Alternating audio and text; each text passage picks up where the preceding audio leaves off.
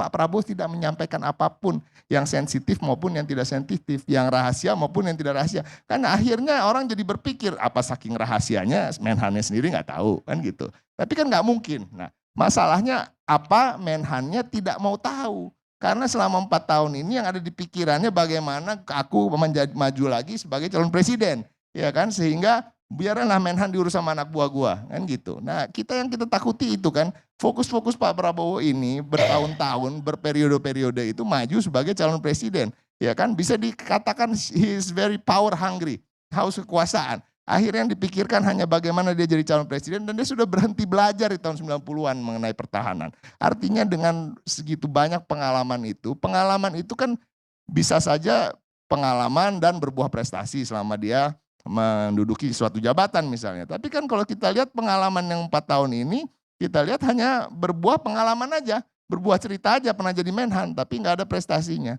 Artinya kalau memang ada, itu akan ditonjolkan dalam debat kemarin. Dia akan bisa bilang, gampang kok menonjolkan prestasi, bandingkan dirinya dengan Menhan sebelumnya. Atau Menhan sebelumnya lagi, atau Menhan sebelumnya lagi, kan itu.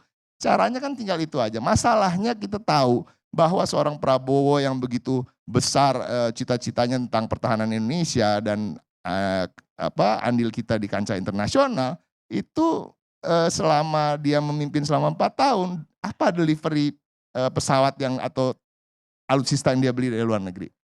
Hampir tidak ada. Yang ada 15 unit Bushmaster hibah dari Australia, ya kan? Yang ada 2 jet Falcon, tapi itu jenisnya kalau kita lihat adalah business jets.